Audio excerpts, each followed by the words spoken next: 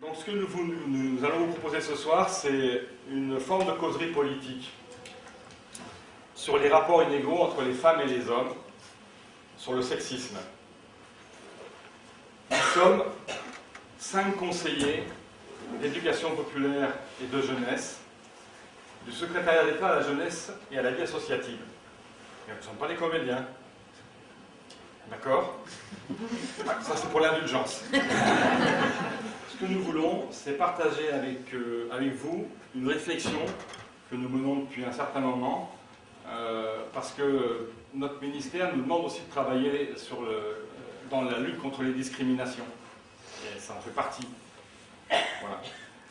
Partager notre réflexion, partager notre travail de recherche.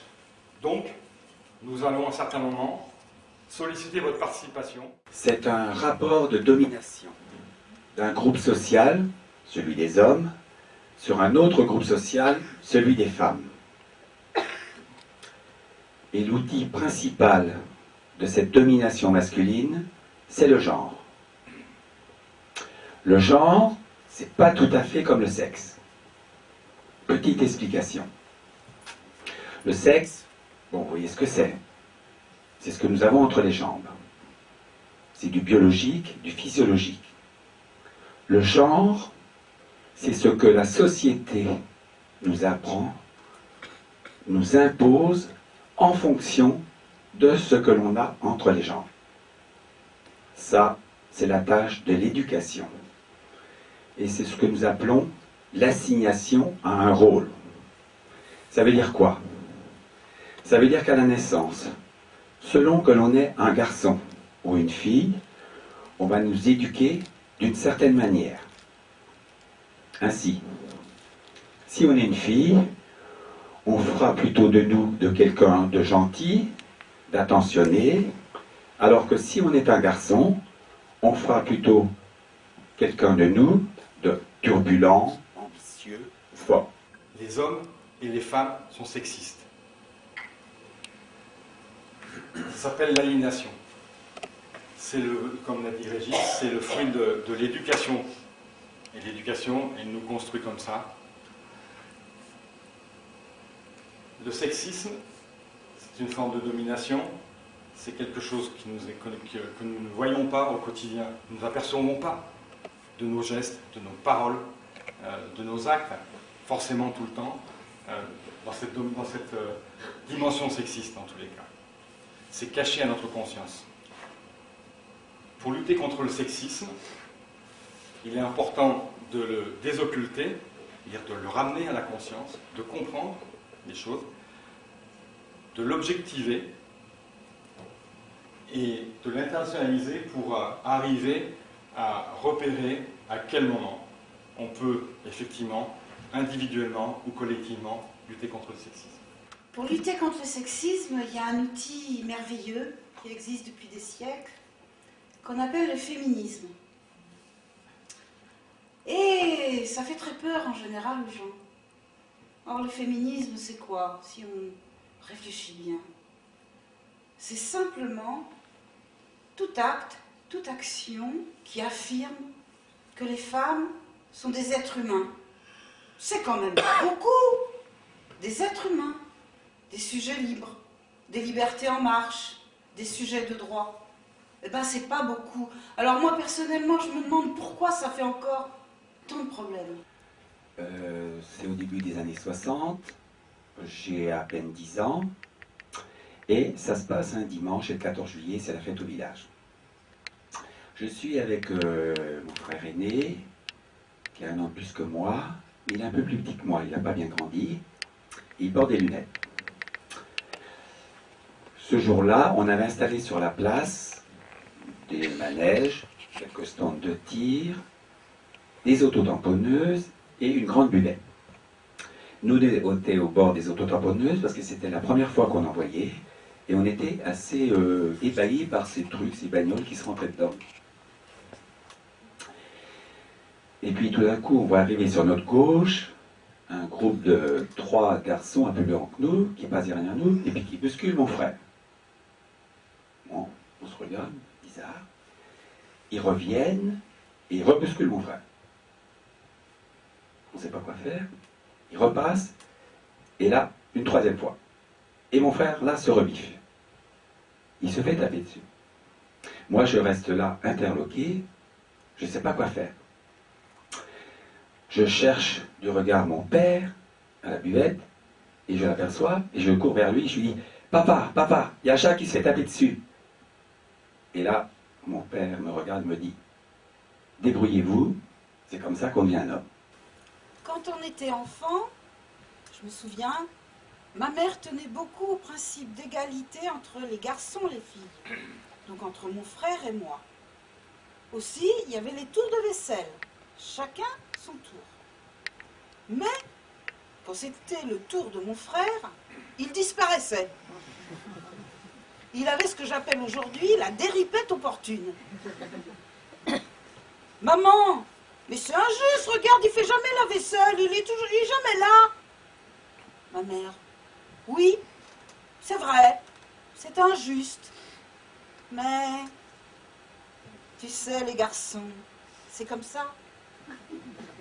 Grand sourire énamouré de ma mère. Mon frère n'a jamais fait la vaisselle. J'avais pas été bien malin ce jour-là, et je suis arrivé dans la classe, parce que tout le monde était installé. Je regarde, il restait plus qu'une place, une seule place, à côté d'une fille. Alors moi, à l'école primaire, il n'y avait qu'une école de garçons, les filles, elles jouaient dans la cour, là, de l'autre côté du grillage. Loin, hein. Bien, on est entre nous, on n'est pas comme Claire. Et puis à la maison, on était 3 garçons. Je me retrouvais à côté d'une fille. J'allais devoir passer l'année à côté d'une fille. Je regardais partout. J'étais désespéré et il n'y avait rien à faire, quoi. Il n'y avait pas de place. Je tremblais. Je suis allé tête baissée jusqu'à la place qui était libre. Je me suis assis sans regarder l'inconnu. J'allais devoir passer l'année à côté d'une fille. Une fille. Très tôt, on voit que cette affaire de relation garçon-fille, c'est pas évident. Il y a quelque chose là qui relève un petit peu du mystère, de l'étrange. C'est cette espèce de mystère de l'altérité. Donc vous venez de voir là qu'à travers ces petites anecdotes, que être un garçon ou une fille, c'est une construction sociale et culturelle. Ça veut dire quoi? Ça veut dire que on ne naît pas garçon, on le devient. On ne naît pas fille, on le devient. Mais bien sûr, on n'est quand même pas fait. On n'est pas tout à fait pareil. Le sexisme, c'est aussi la violence. Il y a plusieurs types de violences. De violences sexistes. À commencer par la violence verbale. Et puis il y a aussi la violence physique, les violences psychiques, et puis, allez, on va rajouter quelquefois des violences politiques. Des exemples quand même. Et des violences sexuelles. Donc la violence sexiste, elle est aussi dans les mots. Et c'est parce qu'elle peut être dans les mots, c'est parce qu'elle est dans les mots, qu'elle permet les autres types de violences sexistes. Une petite anecdote. On fête la naissance d'une fille dans une famille. C'est une histoire vraie. En fait, quand la naissance d'une fille dans une famille, donc les gens demandent au père, alors t'es content? Ouf.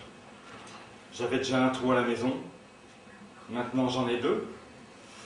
Je vais bientôt pouvoir jouer au golf.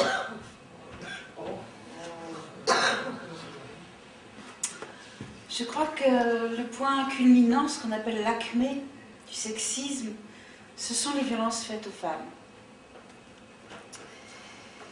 Alors elles ont un rôle très précis dans le système de domination. Les violences faites aux femmes servent à rappeler aux femmes, de façon implicite évidemment, c'est jamais écrit sur les murs, qui est le maître, qui est le dominant. Et c'est rappelé de façon brutale, et toujours en s'attaquant au corps, au sexe des femmes, à leur intégrité, au ventre. On le sait bien, pour les femmes, la liberté commence toujours au ventre. Alors bon, vous les connaissez, les violences faites aux femmes, hein. Ce sont les violences conjugales, les viols, la prostitution aussi est une violence faite aux femmes. La prostitution des garçons, des jeunes garçons, c'est pas mieux que la prostitution des femmes. Et je vous rappelle quand même que la majorité de ceux qu'on appelle des clients, dans les associations militantes anti-prostitution, comme le NI, on les appelle les viandards, les clients sont tous, en majorité, en très grande majorité, des hommes. Donc ce sont les hommes qui achètent des services sexuels. Alors, pour en revenir aux violences sexuelles, en fait, les femmes sont assignées un rôle très précis dans les violences sexuelles. Elles sont des objets, elles sont réifiées. Res rei en latin, c'est la chose. On les considère comme de la viande. Et elles sont l'objet d'un autre. Donc, ça rejoint en fait la notion de fascisme, ça. Quelqu'un est l'objet et la chose d'un autre. Un objet sexuel. La personne est dominée, elle est manipulée, elle n'est rien qu'une chose. Elle est rien qu'une chose. Au niveau des conséquences, les conséquences des violences sexuelles sont terribles, dramatiques. Les femmes sont ravagées par ça, les femmes qui en sont victimes. Il y a des dépressions extrêmement graves. On retrouve ces femmes souvent à l'hôpital psychiatrique. Elles s'automutilent, elles se suicident. Alors ça ne veut pas dire que parce qu'on a subi des violences sexuelles, forcément ça aboutira à ça. Il y a tout un travail de thérapie. On peut aussi se soigner en militant. Ça joue aussi. C'est-à-dire ne plus avoir une lecture individuelle de ce qui vous est arrivé, mais en faire une lecture politique et collective. Quelque part, ça soigne de passer du stade individuel au stade politique. Moi, j'ai milité dans des associations qui accueillaient des femmes victimes de violences. Et je me rappellerai toujours leur regard. Dans leur regard, on voyait la mort. Il y a une femme en particulier qui m'a frappée. Elle avait subi un viol dans sa maison, dans son lit. C'était passé dans son lit. Et après, elle nous expliquait qu'elle ne pouvait plus dormir dans son lit. Donc, elle dormait dans son fauteuil, les yeux grands ouverts, avec son couteau de cuisine à la main. Elle vivait et elle a vécu, après, dans la terreur, une terreur sans nom et sans fin. Autre chose aussi qui est très intéressant, c'est que le sexisme, qui est un système extrêmement malin, fait apparaître les violences sexuelles comme étant exceptionnelles. De toute façon, les auteurs seraient des fous, des cinglés. En fait, on se rend compte que c'est très fréquent. Quand la délégation aux droits des femmes, quand ils ont fait des recherches au niveau national, s'est rendu compte que 2 femmes sur 10 en France, alors qu'est-ce que ça doit être dans d'autres pays, subissaient des coups de façon régulière, hein, c'est pas la petite baffe d'amitié, hein. Ils ont été sidérés. Et je vous rappelle, vous devez le savoir ça, parce que ça passe à la télé, une femme en France meurt suite au coup donné par le concubin, ou le mari, ou l'ex-mari, souvent après les divorces, tous les 3 jours. Quant au viol, 75 000 viols par an en France, c'est comme l'iceberg. C'est-à-dire que les viols connus sont peu nombreux par rapport aux viols réellement réalisés. En effet, les femmes en général ne portent pas plainte. Il n'y a que 10% de plaintes quand il y a viol. 10%. Donc tous les autres passent à l'as. Donc les violeurs peuvent continuer. Pourquoi? Eh bien parce que les femmes ont peur de ne pas être crues. Vous savez que quand il y a un procès pour viol, c'est le seul crime à propos duquel on fait une enquête de moralité, non pas sur l'agresseur, mais sur la victime. On cherche si madame recevait beaucoup de monsieur ou si madame était vierge. Ça va jouer dans le procès. Si elle recevait beaucoup de monsieur, bon, d'accord, subit un viol, mais enfin bon, c'était pas une bergère quand même, madame, n'est-ce pas? Ça rejoint ce qu'a raconté Virginie là, sur les policiers. Donc seulement 10% de plaintes. Et sur ces 10% de plaintes, 1% de condamnation. Très souvent, les viols sont correctionnalisés comme les juges n'ont pas l'intime conviction qu'il y a eu viol, ils disent ce sont simplement des agressions sexuelles. Pour les victimes, c'est terrible la correctionnalisation. Donc vous voyez, les violences conjugales, le viol, ce sont ce que j'appelle les fruits les plus vénéneux du sexisme. Et en fait, il y a une très grande impunité au niveau des viols, une grande impunité. J'avais 18 ans, j'étais amoureux d'une fille qui habitait à 300 km de chez moi. Bon, beaucoup de sous, mais dès que je pouvais, le week-end, j'allais la rejoindre. Et puis, un samedi matin, j'arrive. Et je n'ai pas trop compris, mais je sentais qu'il y avait quelque chose qui n'allait pas, quoi. Et ça commence à être un peu lourd, quoi. Et j'essayais de comprendre, donc, je ne faisais pas vraiment la gueule, c'est pas ça, mais il y a quelque chose qui n'allait pas. Et j'ai fini par faire dire qu'en fait, elle voulait interrompre notre relation. Alors là, j'étais liquéfié, je ne comprenais plus. Mais qu'est-ce que c'est ça? Mais qu'est-ce que je t'ai fait? Qu'est-ce qu'il y a qui ne va pas? Toi, je suis nul, là, regarde, je viens dès que je peux. Et j'essaie de comprendre pourquoi. Au bout d'un moment, elle a fini par me dire « T'es trop doux ». Là, j'ai repris le train, je suis rentré chez moi. J'étais trop doux. Je m'avais largué par une fille parce que j'étais trop doux. Je suis rentré chez moi, je me suis demandé ce que j'allais faire avec. On l'a vu, le sexisme est basé sur les assignations, j'y reviens pas. Mais il y a un autre pivot essentiel du sexisme, c'est l'hétérocentrisme. C'est-à-dire l'hétérosexualité serait au centre. L'hétérocentrisme, c'est la conviction que l'hétérosexualité, papa et maman, papa dans maman,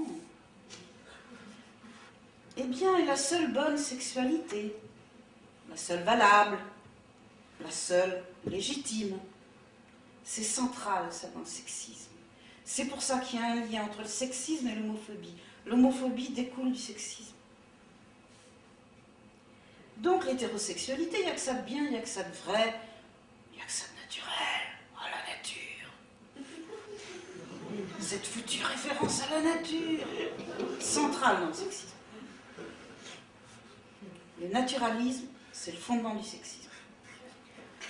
Eh ben non. Ben non.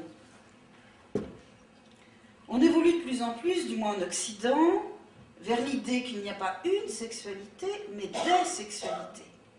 Donc, toujours un S à sexualité.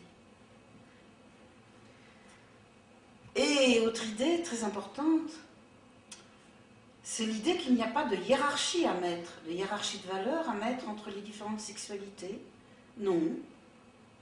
Même l'OMS le dit. L'homosexualité n'est pas une perversion, c'est pas une maladie, c'est même pas une sous-sexualité.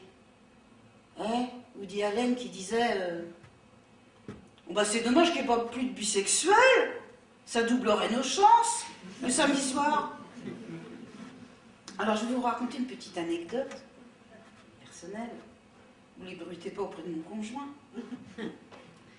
Il y a des matins comme ça où on se lève et rien ne va, on va pas bien. Ton conjoint, tu le regardes comme ça, il mange ses biscottes et crunch, fait la biscotte, ça énerve déjà. Tu le regardes comme ça. Et tu le trouves, je sais pas moi, convenu. Bizarre. Inatteignable. Incompréhensible. Un bloc de mystère, quoi. Tu te dis, il y a des matins comme ça où le couple hétérosexuel agace. Non mais c'est vrai ça. Tout compte fait, tu te dis dans ton fort intérieur, mais quoi de plus étranger pour une femme qu'un homme? Après tout, qu'est-ce qu'on a vraiment à faire ensemble une fois qu'on a fait la reproduction? Je sais bien qu'il faut être deux, tout ça. Et c'est alors, lui là, crunch, crunch avec ses biscottes, ça continue, que tu caresses l'homosexuel qui est en toi. Et tu te dis, mais moi, ce que je veux, c'est être moi. Moi. C'est quand même pas difficile à comprendre, ça. Or, être soi, c'est toujours hors genre. Le moi profond suspend toujours le genre. Tiens, ne plus être femme, juste un moment, quoi, pour voir ce que ça fait. Bon, il y a assez causé de cette histoire. Bientôt la retraite. J'ai des projets. 1. Faire du vélo, pour avoir des abdos. Il y a du boulot. 2. Aller à l'attaque, pour pas mourir idiote. Et comprendre enfin quelque chose à l'économie. 3.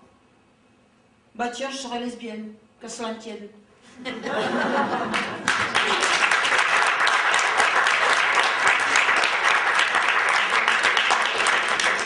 C'était mon coming out. Bonsoir, je m'appelle Robert. Je viens de Chalon-sur-Loire, dans le Maine-et-Loire. Vous connaissez pas, hein? Il y a du bon vin. Et moi, je suis venu là ce soir parce qu'on m'a dit, tu verras, c'est intéressant. Puis moi, je suis un peu curieux. Comme on m'a dit, il y a un coup à boire à la fin. Donc, mais là, franchement, là, moi, ce que je viens d'entendre, là, je suis pas du tout d'accord. Mais là, franchement, pas d'accord du tout.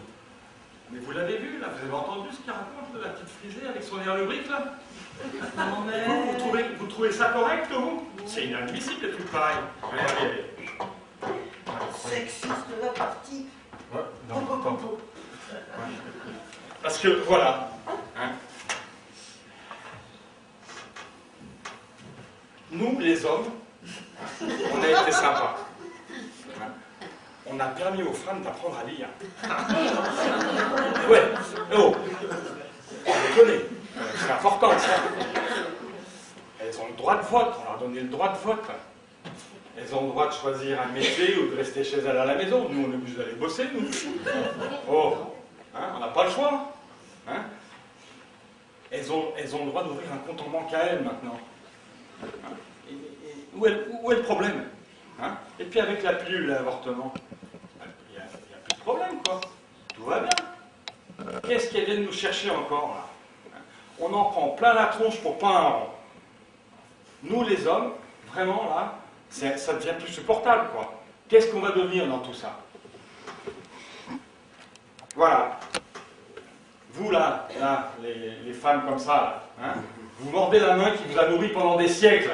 Ingrate. Celle qui vous a protégé, qui vous protège tout le temps. Mais c'est toujours comme ça. Hein. Dès qu'on donne un petit bout de pouvoir à ceux, surtout à celles, hein, pour qui par nature, bah oui, parce que par nature, les femmes, c'est pas ça la nature des femmes quand même. La nature des femmes, c'est de faire les gosses. C'est beau quand même la maternité. Vous allez quand même pas me dire que vous ne trouvez pas la maternité quelque chose de merveilleux. C'est quand même magnifique. Hein, voilà. Et ben non, maintenant, voilà, elles veulent autre chose. Elles veulent faire complètement autre chose.